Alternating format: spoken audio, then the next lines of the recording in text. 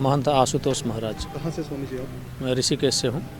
शिव शक्ति महायज्ञ का आयोजन किया जा रहा है, क्या कहना चाहेंगे, किस तरह का आयोजन है ये? श्री त्रिपुर सुंदरी पीठ पीठाधीश्वर जगत गुरु यज्ञ सम्राट पूजनीय हरिओम जी महाराज जो हमारे पूजनीय गुरु जी हैं, तो आपका संकल्प है पूरे भारतवर्ष में महायज्ञ करने का, हर प्रांत में करने का, हर जिले में करने का, हर घर में यज्ञ करने का, ताकि यज्ञ के माध्यम से सनातन धर्म का प्रचार प्रसार हो सके, यज्ञ के माध्यम से हिंदुत्व का प्रचार प्रसार हो सके। और जो ऋषियों ने हमारी परंपरा डाली यज्ञ की, जो प्रकृति को संतुलित रखने के लिए, प्रकृति को ऊर्जा देने के लिए और प्रकृति को व्यवस्थित रखने के लिए हमारे ऋषियों ने शास्त्रों के माध्यम से यज्ञ ही एकमात्र उपाय बताया। वही यज्ञ हम लोग कर रहे हैं गुरुजी के सानिध्य में पूरे देश में।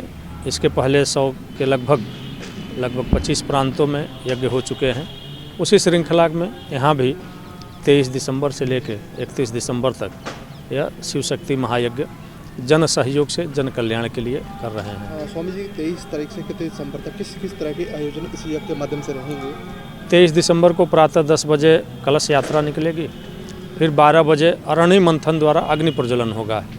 शाम को 5 बजे से पूज्य संत गण के मुखार बिंदु से प्रवचन होंगे। डॉक्टर प्रेमानंद जी महाराज जो महामंडलेश्वर हैं, काशी हिंदू विश्वविद्यालय से आप वेदांत से PhD किया हुआ है। स्वामी राम भद्राचार्य जी महाराज के कृपा पात्र शिष्य रामायणी जी महाराज हैं। तो ऐसे और भी कई पूज्य संत यहाँ रहेंगे, उनके द्वारा यहाँ प्रवचन होंगे, रामायण महाभारत की कथाएं होंगी। उसके बाद गुरुजी के द्वारा महाआरती होगी, जो महाआरती गंगा घाट पे होती है ऋषिकेश में त्रिवेणी घाट पे, वो आरती यहाँ गुरुजी के द्वारा की जाएगी। माता त्रिपुर सुंदरी की स्तुति की जाएगी। वो अपने आप में विशेष है और उसका एक विशेष आकर्षण है। इसके लिए कोई फॉर्मेलिटी नहीं है। भक्त के लिए भाव चाहिए, इस यज्ञ में भाव की आवश्यकता है। आप भाव के साथ आइए, श्रद्धा के साथ आइए, आप हवन कीजिए, हवन में सम्मिलित होइए, सपरिवार रहिए। और अपनी कोई व्यक्तिगत मनोकामना है तो जैसे हमारे यहाँ पहले भी हम लोगों ने सुना है, पढ़ा है कि यज्ञ के माध्यम से हमारी मनोकामनाएं पूर्ण होती रही हैं। चाहे किसी को संतान की प्राप्ति हो या धन की प्राप्ति हो, राज की प्राप्ति हो, शरीर को स्वस्थ रखना हो, शत्रु का नाश करना हो, तो पहले भी यज्ञ के माध्यम से सारे कार्य पूर्ण होते थे। आज भी मंत्र वही हैं, सामग्री वही है, विधियाँ वही हैं, आज भी उससे पूरा होती है। और गुरुजी के द्वारा ऐसे सैकड़ों हजारों लोगों का कल्याण हुआ है, तो यहाँ भी होगा। सभी लोग आएँ, फॉर्मेलिटी कोई नहीं है।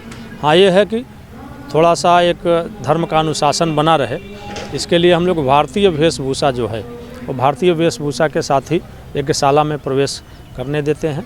जैसे धोती, नीचे धोती आवश्यक रहता है, तो धोती अगर आप अपने घर से लाएंगे तो भी ठीक है, नहीं तो हमारे पास भी उपलब्ध रहता है। आप धोती पहनकर यज्ञ कीजिए, हवन कीजिए, पूजन कीजिए, फिर उसके बाद आप अपने सामान्य वेश में रह सकते हैं। और फिर शाम को प्रवचन आरती में आप अपने सामान्य वेश में रहेंगे, उसके लिए कोई प्रावधान नहीं है। कोविड का भी दौर चल रहा है, कहीं ना कहीं यज्ञ इसमें कुछ आहुति डालेगा निपटने के लिए इस व्यथा से? नहीं, कोविड के निवारण के लिए ही यज्ञ है। आज कोविड काल में भी देश के और विदेशों के वैज्ञानिकों ने भी इस बात को माना है कि कोविड जैसे महामारी से बचने का एकमात्र उपाय अगर है तो यज्ञ है, हवन है।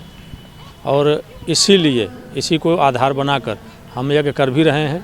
अभी पिछले अक्टूबर में जो है हम लोगों ने कुरुक्षेत्र में लक्ष्य चंडी महायज्ञ 501 कुंड का किया था। उसमें वैज्ञानिक भी आए थे, उन्होंने शोध भी किया, उसकी बायोग्राफी वगैरह बना रहे हैं और ये प्रमाणित है। हमारे शास्त्रों ने भी प्रमाणित किया है और विज्ञान ने भी प्रमाणित किया है कि यज्ञ हवन से प्रकृति जो है वो शुद्ध रहती है, यज्ञ से बारिश होती है, यज्ञ से वातावरण जो है वह शुद्ध रहता है। ये उसी के लिए होता है। ठीक है।